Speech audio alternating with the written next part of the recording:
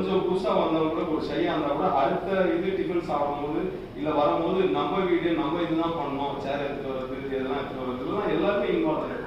சில இடத்துலலாம் போனா நீ தான் எல்லாம் பண்ணணும், இதுக்கெல்லாம் நம்ம காசு கொடுத்துருக்கோம்னு நினைப்போம். அதெல்லாம் இங்க இல்லை. இது உண்மையிலே பகவத் ஐயாவோட ஃபேமிலி, அவரோட வாரிசுங்கள்லாம் நம்ம எல்லாருமே. இதை இந்த உலகத்துக்கு எடுத்து சொல்லிட்டு நம்மளும் நல்லா இருந்து மற்றவங்களே நல்லா இருக்கணும்ன்றதுதான் எங்களோட ஒரே கோரிக்கை. இதை பார்த்துட்டு இருக்கிற வியூவர்ஸ் யார் எல்லாருமே இதை பாருங்க.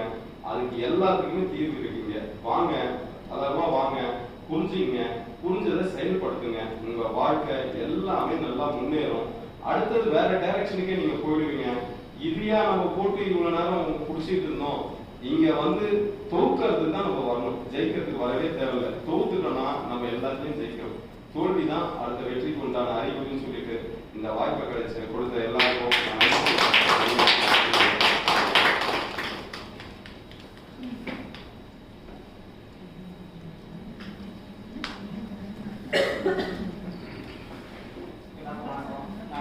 நிறைய பேசிட்டேன்.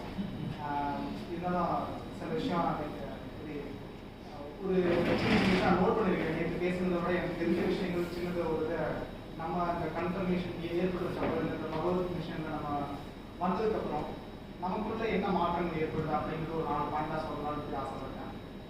ஃபர்ஸ்ட் என்னென்னா, நம்ம இப்போ வீட்டில் இருக்க எங்கள் அம்மாவை எடுத்துக்கலாம், அந்த யாராவது எடுத்துக்கலாம், ஏதாவது ஒரு சின்ன ஒரு விஷயம் நடக்குது. இப்போ மாமா ஏதாச்சும் சரியாக பண்ணலை, மாமா பற்றி பேசுகிறதோ, அதாவது எப்படின்னா ஒரு சின்ன சின்ன விஷயத்தில் லாக் ஆகிட்டு அதையே குழம்பிக்கணும். அவங்க அந்த குழம்புறதுலேருந்து வெளில வர மாட்டாங்க. இப்போ நம்ம எப்படி வேறுபடுவோம்னா, நம்ம குழம்ப மாட்டோமா அப்படின்னா நம்மளும் குழம்புவோம். ஆனால் நமக்கு அந்த ஐயா சொல்கிறது மாதிரி நம்ம டக்குன்னு அந்த ரியலைஸ் பண்ணோன்னா டக்குன்னு நம்ம அடுத்து மூவ் ஆகிடும். நம்மளால ஒரே இடத்துல ரொம்ப நேரம் தங்கி போய் அதையே நினச்சிக்கிட்டு அப்படியே நோக்கிட்டு இருக்கிறது நம்மளால முடியாது. ஏன்னா நமக்கு தெரியும்ல, ஓகே அழகா சொல்லுவாங்க. அதாவது எப்படின்னா, தாட்டுங்கிறது அந்த எப்படி ஒரு நாளைக்கு 66,000 தாட்சி வருங்கிறத தாண்டி அந்த நீங்க அந்த உங்களை அறியாம நீங்க பண்ணிட்டு இருக்கிறத கூட தாட்டை எடுத்துக்கோங்க.